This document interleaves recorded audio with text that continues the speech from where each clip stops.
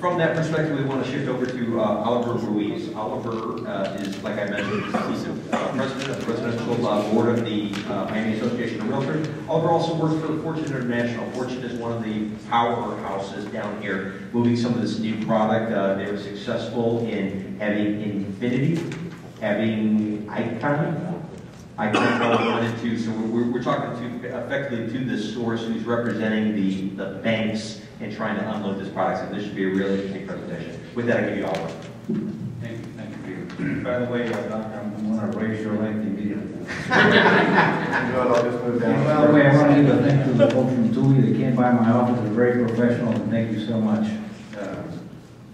Wonderful product. As Peter mentioned, I not only oversee the 23,000 plus members of the Realtors Association, which I'm very proud of. We just recently merged both local associations, making it the largest in the United States. I also run a company with over 700 associates and offices. And a lot I've seen through my company, the upswing of the market. I've seen it downswing, and now you're probably going to be hearing from an individual. I don't keep numbers like the professor does. I just do everything on the top of my head, but I can honestly tell you that I am one of the most positive individuals that you'll ever run into in Miami regarding real estate. I've seen prices go up. I mean, Brickell was in comparison to Key Biscayne many years ago. $600 a square foot for a Brickell condo was a norm. Prices have dropped 50%. We sold 1050 and 1060 Brickell Avenue. We sold 300 units in 3 months. The lines outside our sales center were like the old times. And no financing. And no financing. And again, banks, I have a small little problem with banks at this time, but in all reality, I don't think the banks have unloaded their portfolio because of two reasons. One, they don't want to mess up what's going on today, and two, they're getting a lot of help from the government. They don't want to lose that item. So, needless to say, it is a time right now where I'm seeing prices going back up. Brickell, for example, is pretty much sold out. Investors are buying up Brickell like you can't believe. Investors are buying people from Brazil, for example, are buying Sunny L on a daily basis. The market is very strong. We're selling units where you couldn't find people buying $1 million units. I've got people buying $5, $6 million units, all cash, on a daily basis now. We had a situation several years ago when the market went down where most of the transactions that we did were mostly leases. But now it's beginning to balance out and sales are beginning to increase, bypassing what leases were. So people are really enthusiastic about the condition of the market. They see a green light, they see hope, and they're beginning to invest their money. And as the professor said, Miami is very cheap now. At the association, and I have our media person here with me this evening, we're getting calls and emails and contact from all over the world who want to know about Miami real estate. Miami real estate is the hottest. Even we got some from Africa the other day. Want to find out about Miami real estate. But it's a time, and again, I'm a very positive individual because I have to rile my troops every day to make sure they go out there and sell so I can get paid every 2 weeks. But I can't begin to tell you how exciting it is to see the market coming back. In regards to the question about flipping, that's a very interesting question because in order to be a flipper, you've got to have a market that's on the upswing. Our market has been kind of leveled off. I personally think the market has leveled off and is beginning to increase.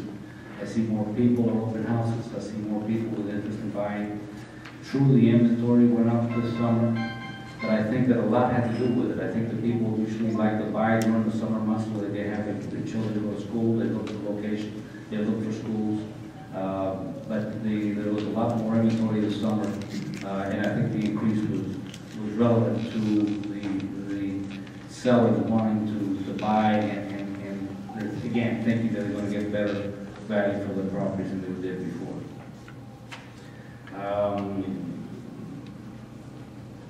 As I mentioned, the prices have dropped in the last few years 50% of what they used to be.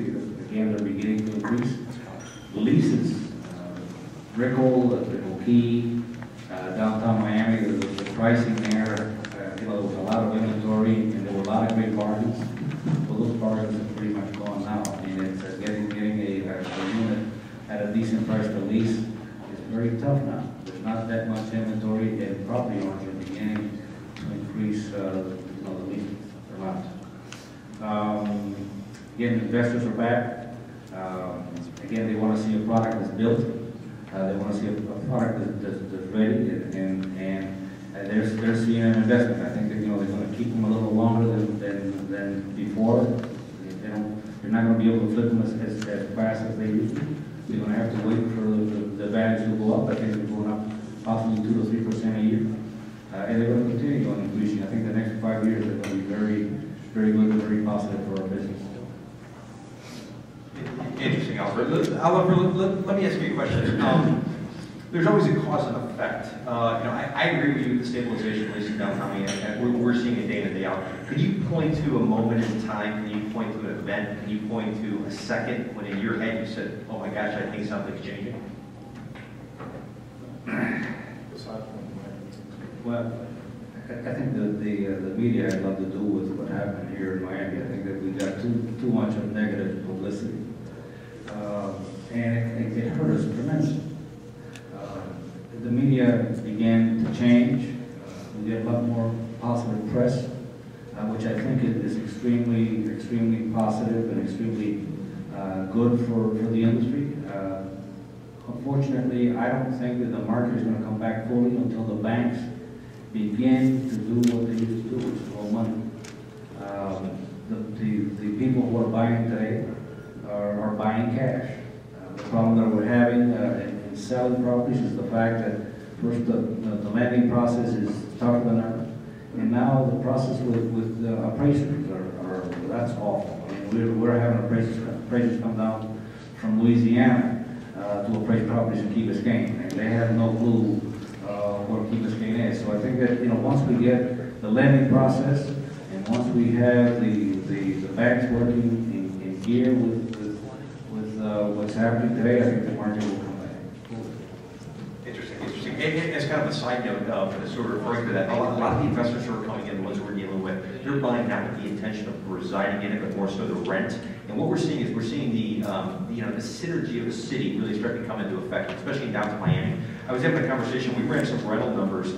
Since January, we've seen about an average of 750 leases signed, closed per month in South Beach as well as downtown Miami. Interestingly enough, about 500 to 550 are in downtown. Only about 200 are in South Beach. And really what you're seeing is that value renter who's maybe not making an economic decision, but they're saying, I'm paying $1.93 a square foot per month to live in a place that was built in the 60s or the 50s or the 70s. I'm parking on the street, I'm using a wall unit, or I can jump that 4-mile causeway over into downtown Miami. I can rent for $1.67 a square foot per month, and I basically have this rock star type of lifestyle. And some of our investors are trying to buy this product, bring in these qualified buyers, and lo and behold, when Tom and his group starts financing, they're looking to convert these qualified renters who maybe have a healthy down payment, maybe have a fantastic credit score, but can't overcome the difficulty of the down payment versus what the purchase price is to ultimately close. So with that, I want to lead into sort of, I'm sorry. I mention one thing, Peter? Yes. I just wanted to thank LeBron James.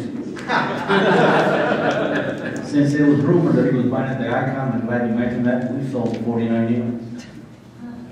So it's Jennifer Lopez didn't do that? No, not Jennifer. She didn't. LeBron did. Okay.